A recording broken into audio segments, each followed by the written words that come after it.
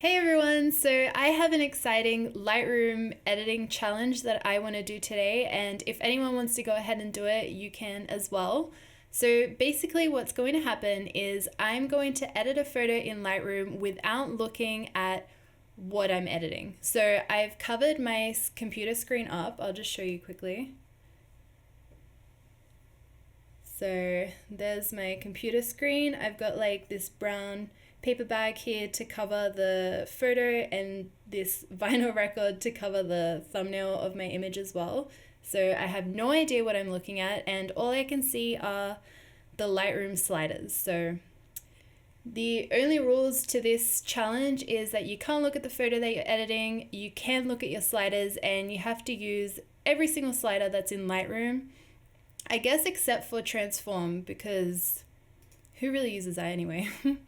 But yeah, I guess this will be part tutorial as well, because I am going to explain to you guys my thought process behind what sliders I'm moving and why I'm moving them. So this might turn out horrible. I have no idea. So we'll just get into it, I guess. Okay, so the first thing I want to do is bring up the exposure of my image by that much. And I normally like to bring up the shadows to even the lighting out a little bit in a portrait, and I'm going to bring the blacks down as well, just to bring like that contrast back into the image. And again, I have no idea what this looks like, so if it looks horrible already, I hope it doesn't. Okay. And I'm going to bring my highlights down as well. And then I'm going to bring my temperature up a little bit to make it a bit warmer, and I'm going to bring my tint up to give it like a bit of a pink hue rather than a green one. And I'll bring up my contrast a little bit as well. So the clarity slider, I never really move the clarity slider around because it looks a bit too unrealistic for portraits, maybe for like a landscape, but not for a portrait. So I'm going to leave that. And then the saturation, I'm going to bring down by -10 to hopefully make her skin tone look like a nice color, hopefully. And I'm going to bring the vibrance up because I want the green background to be really like vibrant and saturated.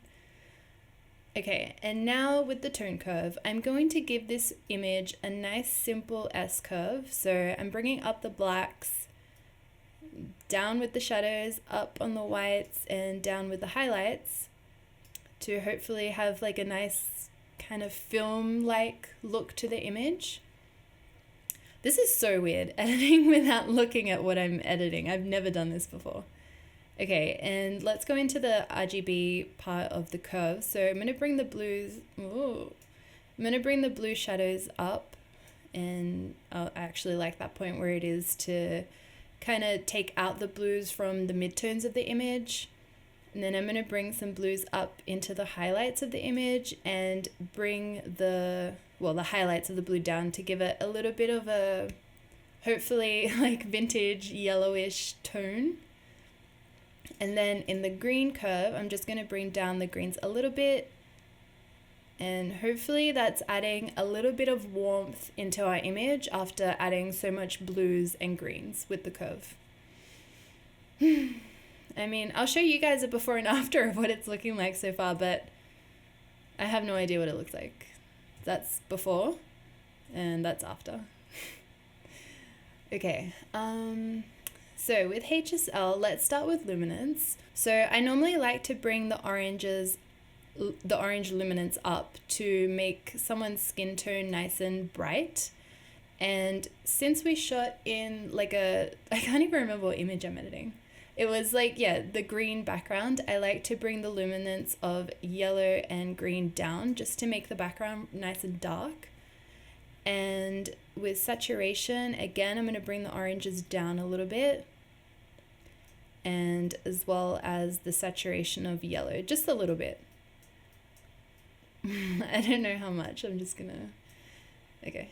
And then with hue, I might move the oranges down a little bit to hopefully make her skin tone a little bit more pink-ish.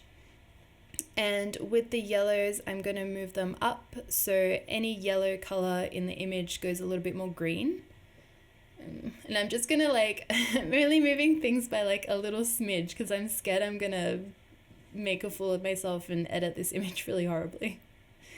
Okay, split toning.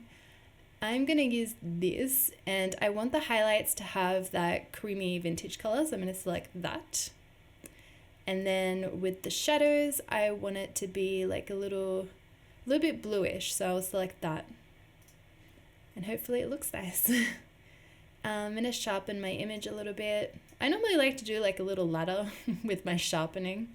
I just do that all the time, so. Okay, and then from memory, I don't think we had any chromatic aberration in the photo, but I can't remember. So I'm going to do the enable profile correction, and that will basically get rid of the vignetting in the outer edges of the photo. And Lightroom automatically detects what lens and what camera and stuff you shot with, and will kind of get rid of all that yourself, or that itself. And sometimes I feel like it gets rid of too much vignetting, like it overcompensates. So I like to bring that down to about like 50%. So it's like kind of gone, but kind of there. It's like in the middle. Okay, effects. I might give the image a little bit of grain, maybe like 8. And now we're down to camera calibration.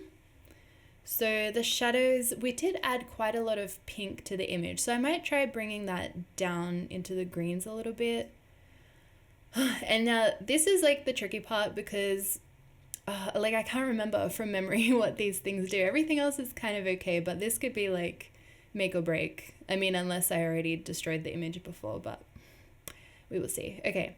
I'm going to start with the blues, because that's like a safe bet rather than going straight for the reds. So I'm going to bring the saturation of blue up, which I think should saturate the whole image overall. And then I think if I bring the hue down, it makes it a little bit purpley. So I'll just do it by like a tiny, tiny bit. And then with the greens, I'm going to bring them down to about there and bring the saturation down. And I'm also going to bring the saturation down to red, for red, and move the hue maybe down a little bit.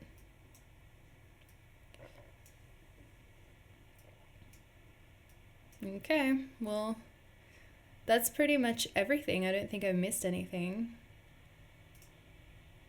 I mean, I could have done more here, but we don't really have any of those other colors in our image. Okay. I think it's time to look at the photo and see what I created without editing a photo without looking. So I'm going to just remove all of this from my screen.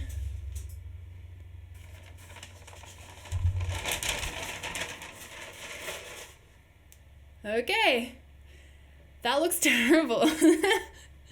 Oh man, I don't like this at all. It's so like, it looks really muddy and like super red. That's so weird. Alright, I guess maybe like a fun thing would be like what you would do to fix your image, but like kind of keeping it similar. So for me, the first thing I see when I look at this is that it's like way underexposed. So I'm going to bring up the exposure. Oh, that looks like a million times better already. I wouldn't do anything else. Maybe if I play with this. Or this one. Nah, I'm happy. I mean, with the exposure up, it actually doesn't look too bad. I'll show you guys a before and after. So that's the original image, and that's the editing without looking.